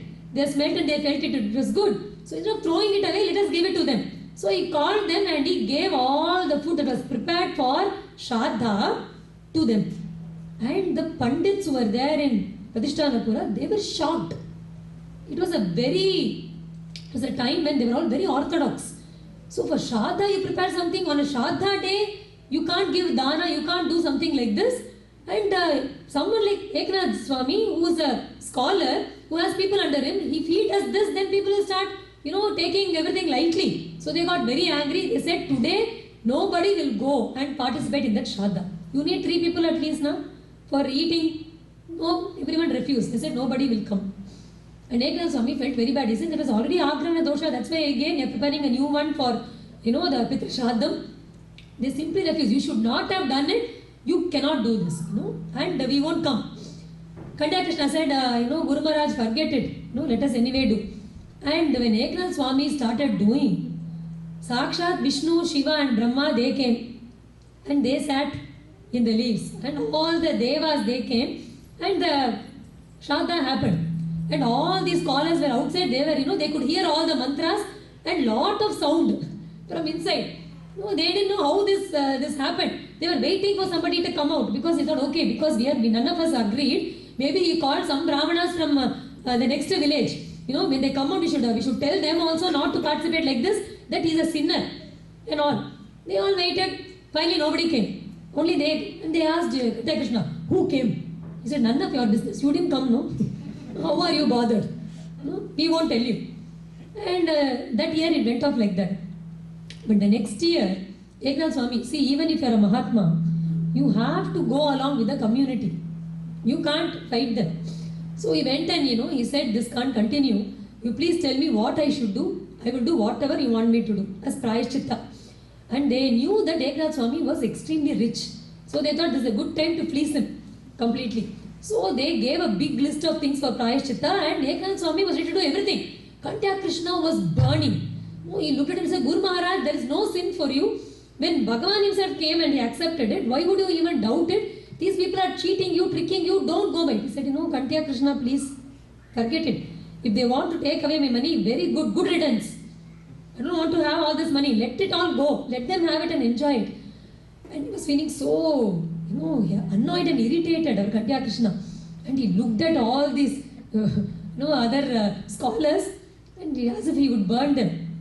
And while they were getting ready, and our Eknath Swami was about to sit for doing the Sankalpa, suddenly somebody from some other village came searching for Eknathji. He said, where is Eknath Maharaj, Eknath Maharaj? He said, he's doing some prajita. No, I have to see him, please, I have to see him, show me. And Kantya Krishna heard it and he said, hey, who are you searching for? Eknath Swami is here, why do you want to see him? He said, I come from Triambakeshwara, and he was a bhakta. Because of some sin or whatever, he had some skin problem, something like a leprosy. And those were the time when they were all totally, you won't even go near them, they'll be outcast like that. So he was suffering very badly. He went to Triambakeshwara, and Lord Shiva told him that go to Pratishthanapura and do Pada Puja to Eknath Swami and drink the Pada Tirtha, you will be cured. So I am here to do the Prayaschitta. And Kantya Krishna was so happy. He said, see, and everyone said, what? Eknath Swami itself is sitting here to do Prayaschitta. And you want his Pada Tirtha? He said, I don't know, I have to do it. And Eknath Swami said, if Bhagavan has so ordered you, I am no Mahatma, I am not a Jnani, I have no eligibility, but if that will help you in any way, then I will agree to it. And he agreed, and that Bhakta, he washed the feet of Eknath Swami and he drank the Tirtha, instantly he was cured. Miraculously he was cured. And everybody saw that and they all came with a bottle. Can you also take the Pada Tirtha? And Kantya said, no way. Go to Triambakeshwara, let the Lord Shiva tell you, then you can come and take. Otherwise he won't take. And Kantya Krishna was with him like this completely. And once there was another Bhakta who used to go to every kshetra of Bhagavan, and he had such a tapas that Bhagavan in that temple would speak to him. He could see the Sanidhya of Bhagavan there. While he was going in Kshetrana like this, he came to Dwaraka. When he came to Dwaraka, he felt that Bhagavan was not there. The Murti was there, but the Sanidhya was not there. He sat there and for 12 days he observed Upavasa with tears in his eyes. He said, why am I not able to see you here? What mistake have I done? And he kept crying. Finally, Bhagavan told him, Aham Bhakta Paradhinaha Pratishthanapure Vasan Ekanathasya Bhaktasya Kainkaryam Hi Karomi Cha. He said, I am not here. I am in Pratishthanapura in Ekanath's house. That's where I am. If you want to see me, you come there. And he walked from Dwaraka. He came to Pratishthanapura, searching for Eknath Swami. When Eknath Swami was sitting on the veranda reading some scripture, he came and he said, Swami, are you Eknathji? He said, yes, yes. He said, is Krishna here? He said, Krishna? Yes. He has been here for 12 years now. And he has been in this ashram only. You know him? He said, yes, I know him. You are also from Dwarka? Yes, I am coming from Dwarka. Hey, this boy told me he does not have anybody. He said, there is no relative. He said, oh, is it? You please wait. He has gone to Godavari to, get some water. He'll come shortly. And this Bhakta didn't understand. He said, what? He said, okay, I'll wait. Whatever it is, I'll wait. Let me see if Krishna comes. And Kantya Krishna holding, he had a pole on his shoulders and he had two big vessels with water filled and like kavadi, he was walking. When he entered, he saw the Bhakta from Dwaraka. He saw Eknathji was not even looking at him. He was like reading. And he went inside. And this Bhakta, when he saw him go in, he said, is that Krishna? He said, oh yeah, that's Kantya Krishna. He said, what? That is Kantya Krishna, yes. So, you're so cashed up. Do you know who he is? He said, why, he is Krishna. He's from Dwaraka. He is the Dwarakadisha Krishna. He said, what? And he went in and he called Kantya Krishna. Bhagavan had kept those vessels with water in the puja room and he had merged into that Panduranga. He was nowhere to be seen. Imagine, Eknathji had no clue. For 12 years, Bhagavan Krishna came and served Eknathji because he was so pleased that Eknathji served his guru. Like that. Later, a disciple of Tukaram Baba, Nilobhai, he sings this Leela and he says, imagine who did what? Dwarakeche Murti Ekanath Gari. Dwarakeche Murti Ekanath Gari. Pani Vahe Hari Kavadi Le. Pani Vahe Hari Kavadi Le. Shri Kantya Chandana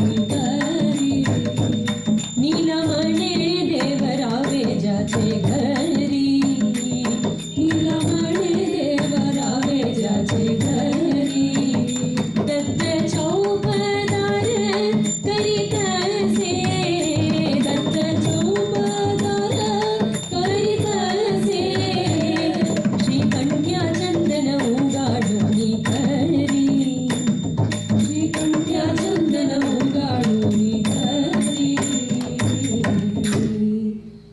द्वारकेचे मूर्ती एकनाथ घरी, द्वारकेचे मूर्ती.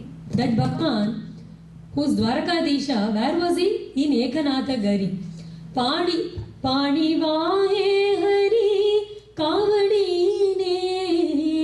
He was bringing water for what? For his own puja. Is it not? Bhagavan was doing, Eknathji was doing only Krishna puja. And he was bringing water for his own puja. And not just that. Shri Kantya Chandana Ugaduni Kari. He was grinding this chandan for his own puja. And not just that, he says, Deva Puje Samaye Tishtata Se. When Eknathji did puja, Kantya Krishna used to hug a pillar there and look on, it seems, of how he is doing the puja. Even today, if you go to Eknathji's Gar, you can see the pillar which was hugged by Krishna himself. It's there. Neelamane deva rave jache ghari, datta chaupadar karita se. Dattatreya became the guard, the security guard at the house of Eknathji. That is how Bhagavan served him. When Eknathji realized that it was Bhagavan, he just could not take the compassion of Bhagavan. He fell on the floor, he rolled on the floor with tears in his eyes. He said, how do I even deserve this? Naham vasishto Bhagavan, na sandipani prabho, na cha sandipani prabho, kwaham mandamatir dinaha, kwatvam svarvagya ishvaraha. What a lowly creature am I? I am a alpagya. You are a sarvagya. I am not Vasishta. I am not Sandipani. How did you become my disciple? How do I deserve to be your guru? Aho papam papishtasya mama picha tvaya sarveshwarena api pada samvahana. How many times have you done pada seva for me? You have done pada puja for me. Sarveshwara, I should have been doing all those kainkarya for you, but you have been doing for me. Krishna, I did all this because I didn't know that you were Bhagavan. Please, forgive me. He cries to Bhagavan, and there are many, many instances in Eknathji's charitra where we see his guna. He was known for his patience. There was a person who wanted to test his patience, and he kept spitting on him 100 times. Only his mouth started aching. But Eknathji did not even look at him. He just went back every time he spat on him. He went back and he had a snana. And finally that fellow gave up. And he said, how can he be so patient? When I'm spitting at you, on you so many times, didn't you feel like looking at me and at least scolding me or something? And he says, when you spit on me, you dirty my body. I can clean it very easily. I can just go and have a bath and I'll be cleansed. But if I scold you or curse you, I'll be dirtying my mind. How will I be able to cleanse that? So it's better to ignore it and just keep going with that. And he became a disciple of Eknathji, finally. He lived a long life like this. He has written so many granthas for us, so many abhangs that we sing today, so beautiful abhangs. Finally, he went to Godavari and he entered Godavari, and it was a Jala Samadhi. And finally, when he entered, he was not thinking of anyone other than his own guru. He sang the final abhang, Nama Janardana, Rupa Janardana, Nama Janardana, Rupa Janardana, Dhyana Janardana, Dhyana Janardana, Sarva Maja, Sarva Maja, Nama Janardana, Rupa Janardana, Nama Janardana, Rupa Janardana,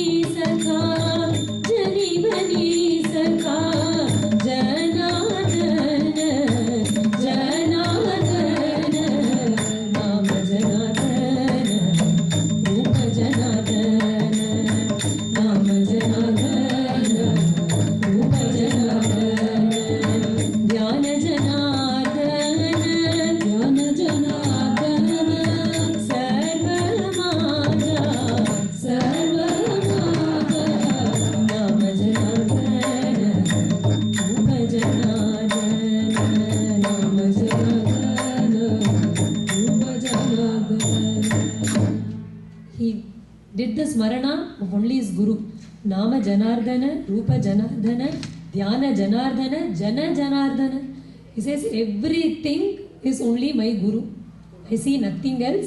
And doing a smarana of his Guru, he attained his Guru.